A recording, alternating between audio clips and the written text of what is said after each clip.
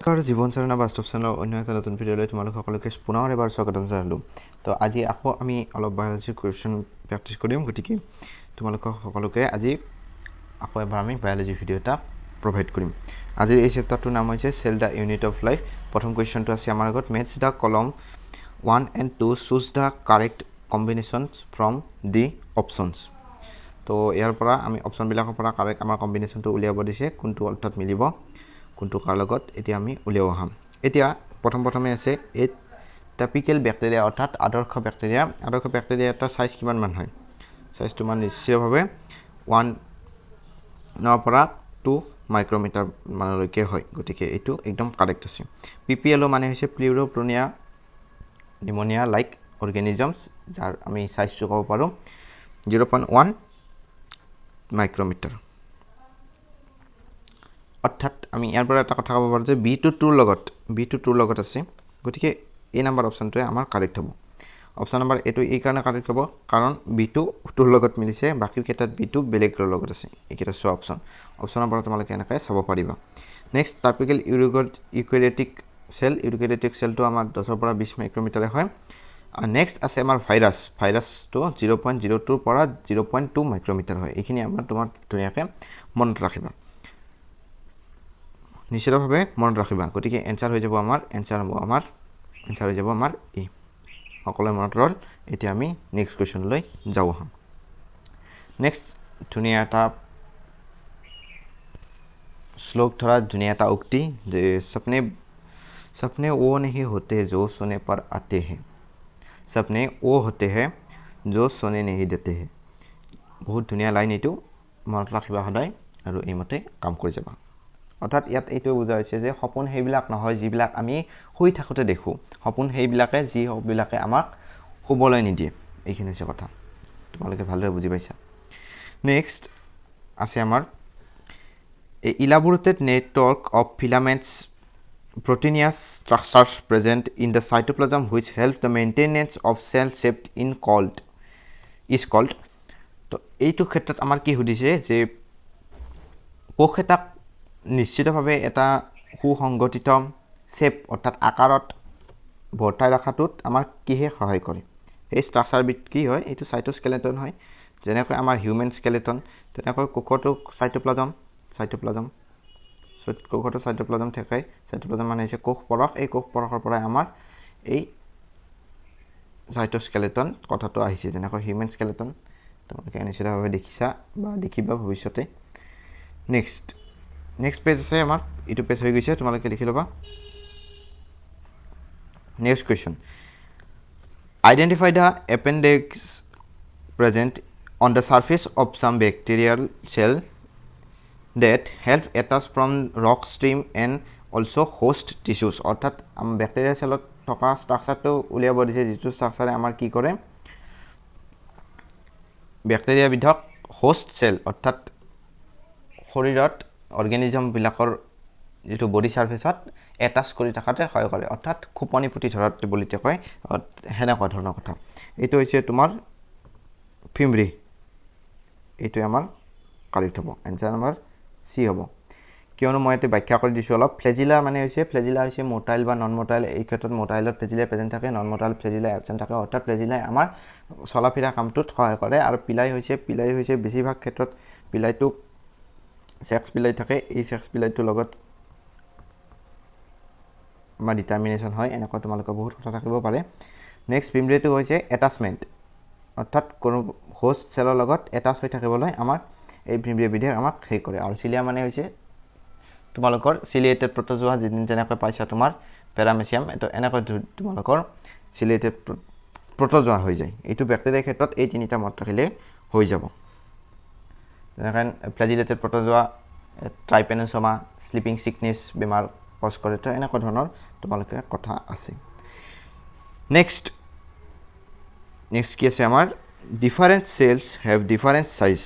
Arrange the following cells in ascending order of their size and select the correct option. Ascending মানে কি? Ascending মানে হৈছে, এতিয়া বহুতো কনফিউজ লাগিব। ascending মানে কি? ascending মানে increasing, অৰ্থাৎ ইনক্ৰিজিং অৰ্ডাৰত আমি এইখিনি লিখিব লাগে।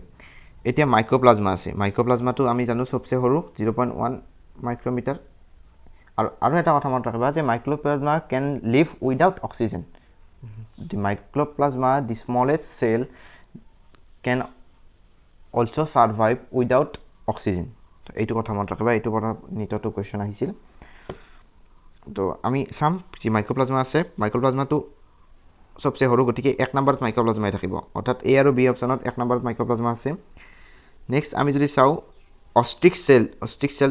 অস্টিক এগটো আমাৰ সবচে ডাঙৰ হয় গতিকে 2 নম্বৰটো একদম লাষ্টত থাকিব গতিকে 1 আৰু 2 ত আমাৰ 2 নম্বৰটো লাষ্টত আছে তাৰপিছত হিউম্যান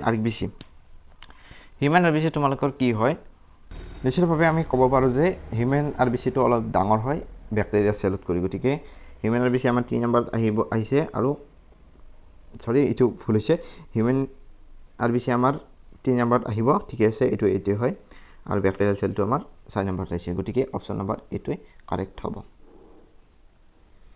এতিয়া আছে নেক্সট কোৱেশ্চন আমাৰ কি আছে আমি এটা চাও match the column with 1 and 2 and select the correct option from the code given below তো আমাতে ক্লোৰোপ্লাস্টৰ কথাটো হৈছে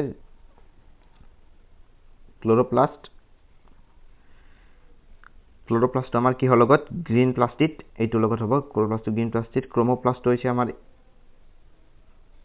এনেকৈ তোমালোকক কালাৰ বিলাক দেখিবলৈ পাওঁ আমি ক্লোৰোপ্লাস্টৰ বাবে গতিকে এইটো তিনি B2 2 C2 1 ক্লোৰোপ্লাস্ট মানে কালাৰলেস প্লাস্টিড গতিকে ক্ৰোমোপ্লাস্ট মানে হৈছে আমাৰ বিশেষকৈ ৰঞ্জক পদাৰ্থ বুলি কওঁ আমি প্লাস্টিক বিলাক তো এইবিলাক আমাৰ থাকে নেক্সট কোৱেশ্চন কি আছে মেচ দা ফলোইং এইমছ সত আহিছিল আগতে পৰীক্ষাবিলাক AIM PMT বা এইমছ হিচাপত আছিল all India institute of medical science এতিয়া আমি চাও হা কি দিয়া আছে protein lipid glycoprotein হাইড্ৰোলাইটিক এনজাইম তো হাইড্ৰোলাইটিক এনজাইম বুলি লেখাৰ লগে লগে লাইসোজমটো ঠিক কৰি দিবা প্ৰটিন বুলি কোৱাৰ লগে লগে তোমালোকৰ ৰাফ্ট এন্ডোপ্লাজমিক ৰেটিকুলাম লিপিড বুলি ক'লে আমাৰ স্মুথ এন্ডোপ্লাজমিক ৰেটিকুলাম আৰু গ্লাইকোপ্ৰোটিন বুলি ক'লে আমাৰ গলজি বডি গতিকে কি অপচন নম্বৰ A24 ৰ লগত দুটাত পালো B21 ৰ লগত লিহেটো লিপিডটো আমাৰ স্মুথ এন্ডোপ্লাজমিক ৰেটিকুলামে কৰে আৰু C2 2 লগত মিলিছে D2 3 লগত একদম মিলিছে গতিকে সি নাম্বাৰটো আমাৰ কাৰেক্ট অপচন হ'ব এটা প্ৰটিন আমাৰ ৰাফ্ট এন্ডোপ্লাজমিক ৰেটিকুলামত থাকা ৰাফ্ট এন্ডোপ্লাজমিক ৰেটিকুলামৰ পৃষ্ঠভাগত অৰ্থাৎ বাহিৰ ফালে আমাৰ ৰাইবোজম কিছুমান এটাচ হৈ থাকে যাৰ ফলস্বৰূপে ৰাইবোজম আমাৰ প্ৰটিন ফেক্টৰি বুলি কোৱা হয় গতিকে সেই কাৰণে ৰাফ্ট এন্ডোপ্লাজমিক ৰেটিকুলামে আমাৰ বিশেষকৈ প্ৰটিনটো সিনথেসাইজ ধুনীয়াকৈ কৰি দিব পাৰে next question match the following columns and select the correct option প্ৰথমে আমি চাও কি দিয়া আছে স্মুথ এন্ডোপ্লাজমিক ইটো এট সেম কোৱেশ্চন মই অলপ বেলেগ টাইপত আনিছো সেম কোৱেশ্চন হয় স্মুথ এন্ডোপ্লাজমিক ৰেটিকুলাম আমাৰ কি কৰে কি দিয়া আছে আমাৰটো স্মুথ এন্ডোপ্লাজমিক ৰেটিকুলাম মই আগতে এইটো অলপ জুম কৰি লৈছো তোমালোকে কান নেদেখিব পাৰা মই অলপ জুম কৰি লৈছো ওপৰ ফালে দিছো এবাৰ হ'ব ইবাৰ আমি চাম যে স্মুথ এন্ডোপ্লাজমিক ৰেটিকুলামে আমাৰ কি কৰিছিল অলপ আগতে পঢ়িলো প্ৰটিন সিনথেসিস কৰিছিল সৰি স্মুথ এন্ডোপ্লাজমিক ৰেটিকুলামে আমাৰ লিপিড সিনথেসিস কৰিছিল ৰাফ এন্ডোপ্লাজমিক ৰেটিকুলামে আমাৰ প্ৰটিন সিনথেসিস কৰিছিল অৰ্থাৎ ক্ৰস হৈ গৈছে গলজি কমপ্লেক্সে আমাৰ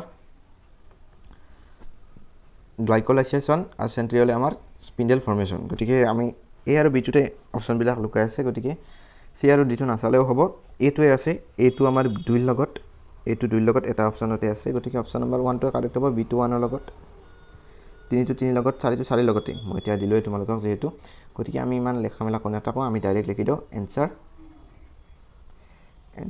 1 ইজ কাৰেক্ট গতিকে অপচন নম্বৰ 1 টো আমাৰ কাৰেক্ট অপচন হ'ব তোমালোকে লিখি লোৱা বুজি লোৱা ধুনীয়াকৈ কথাবিলাক ক্লিয়াৰ কৰি যোৱা এইটো হৈছে আজি আমাৰ ভিডিওটো কেনেকুৱা লাগিলে কমেন্ট বক্সত নিশ্চিতভাৱে কমেন্ট কৰি জনাবা নেক্সট ভিডিও কিহৰ ওপৰত হ'ব মই কৈ দিছো নেক্সট ভিডিও হ'ব আমাৰ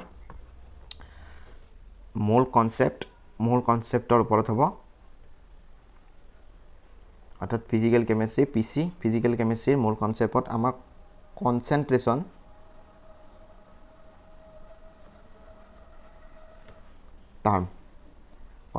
টাৰ্ম আমি ইউজ কৰিম কেইটামান নিউমেৰিকেলছ কৰিম তাৰ আগতে মই এটা সৰু ভিডিও দিম যেহেতু আমাৰ ৰবিবাৰে কোনো ধৰণৰ ৰবিবাৰে যেহেতু আমাৰ কোনো ধৰণৰ ভিডিঅ' প্লেন নাথাকে, তো ৰবিবাৰে মই এটা ধুনীয়া বুজি দিম, মোলাৰিটি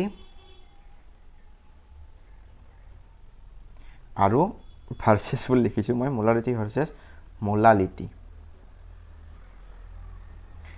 এই দুটা বহুতৰে মানে মাথা একদম গণ্ডগোল হৈ যায়, মানে কি হয় বহুতৰ খেলি মেলি লাগে, ক'ত কি হয়, নাম্বাৰ অফ মোল অবছলুট চবৰে ওপৰত হয়, কিন্তু তলফালে আমাৰ সলিউশ্যনৰ ভলিউম লিখিম নে আমি সলভেণ্টৰ সলভেণ্টৰ আমাৰ কিলোগ্ৰামটোৱে লিখিম, যে তলফালে আমি লিটাৰত লিখিম নে ml লিখিম, কিলোগ্ৰামত লিখিম নে মিলিগ্ৰামত লিখিম, তো বহুত বেছি কনফিউশ্যন। গতিকে কালি ৰবিবাৰে এই কনফিউশ্যন দূৰ কৰিবলৈ আহি আছে আমাৰ জীৱন চেনেলৰ বাস্তৱ চেনেলত এটা ধুনীয়া ভিডিঅ', তোমালোকে ৱেইট কৰিবা। ধন্যবাদ।